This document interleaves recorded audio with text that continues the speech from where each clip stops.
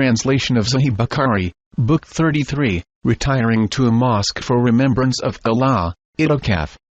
Volume 3, Book 33, number 242. Narrated Abdullah bin Umar, Allah's Apostle used to practice itikaf in the last 10 days of the month of Ramadan.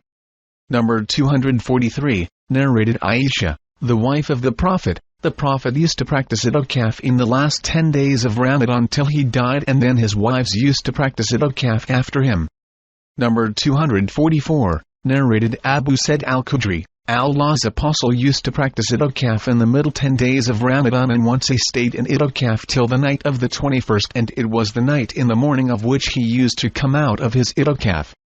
The Prophet said, "Whoever was in itikaf with me should stay in itikaf for the last 10 days, for I was informed of the date of the night of Qadar, but I have been caused to forget it.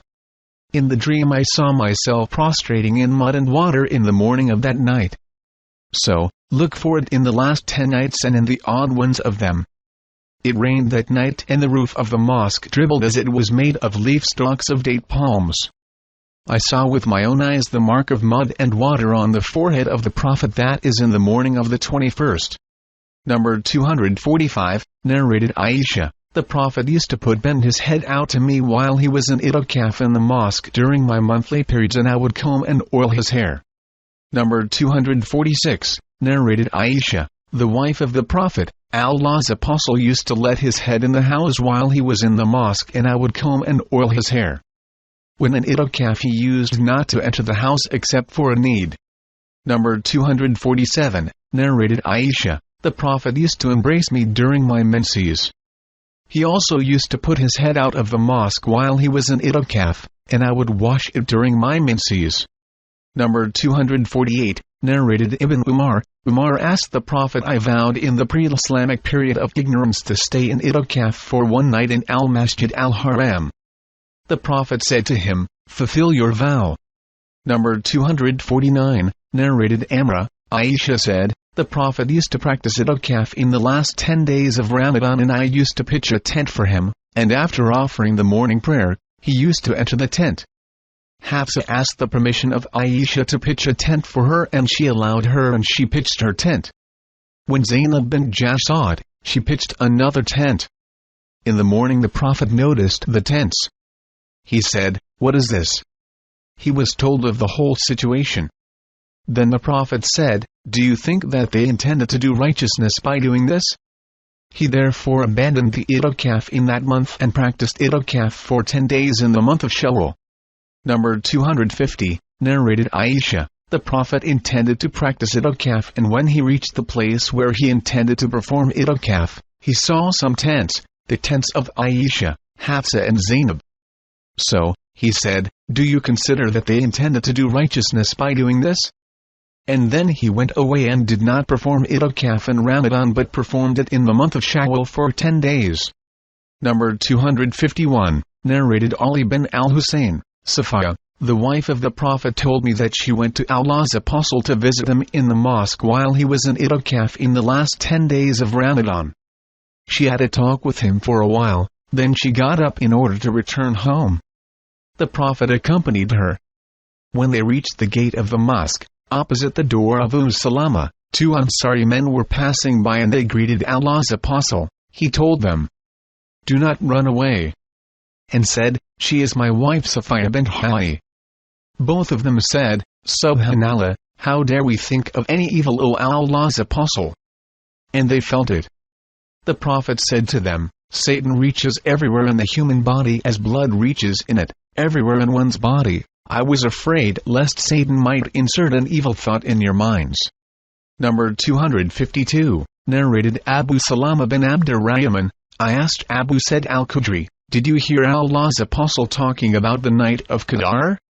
He replied in the affirmative and said, "Once we were in itikaf with Allah's Apostle in the middle 10 days of Ramadan, and we came out of it in the morning of the 20th. And Allah's Apostle delivered a sermon on the 20th of Ramadan and said, 'I was informed of the date of the night of Qadar in my dream but had forgotten it. So, look for it in the odd nights of the last 10 nights of the month of Ramadan.' I saw myself prostrating in mud and water on that night as a sign of the night of Qadar. So, whoever had been an itikaf with Allah's apostle should return for it. The people returned to the mosque for itikaf. There was no trace of clouds in the sky. But all of a sudden a cloud came and it rained. Then the prayer was established. They stood for the prayer and Allah's apostle prostrated in mud and water, and I saw mud over the forehead and the nose of the Prophet. Number 253, narrated Aisha, one of the wives of Allah's apostle, practiced itikaf with him while she had bleeding in between her periods, and she would see red blood or yellowish traces, and sometimes we put a tray beneath her when she offered the prayer. Number 254, narrated Ali bin al-Husayn from Safiya, the Prophet's wife. The wives of the Prophet were with him in the mosque while he was in itikaf, and then they departed, and the Prophet said to Safiya bint Huyay, "Don't hurry up, for I shall accompany you," and her dwelling was in the house of Usama. The Prophet went out, and in the meantime 2 Ansari men met him, and they looked at the Prophet and passed by. The Prophet said to them, "Come here. She is my wife Safiya bint Huyay."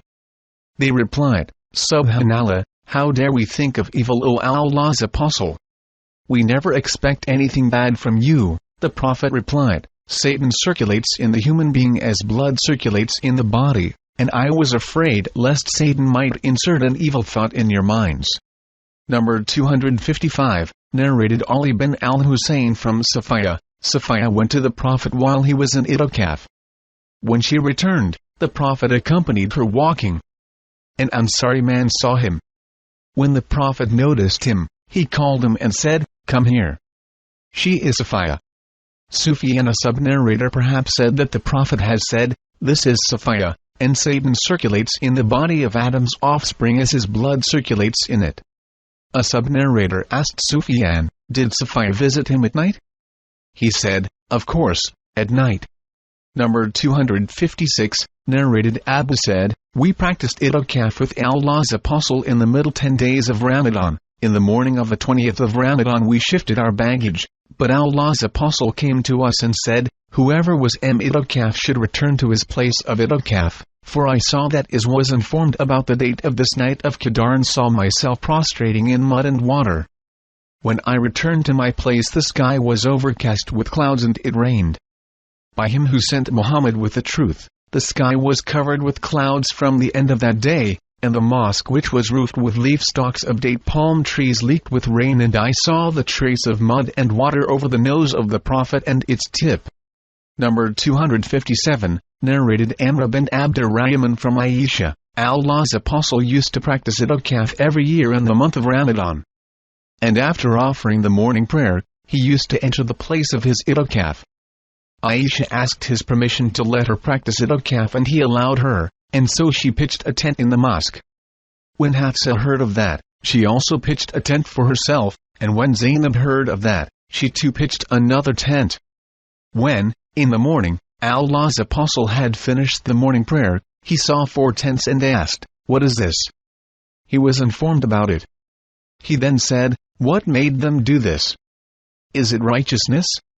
Remove the tents, for I do not want to see them." So, the tents were removed.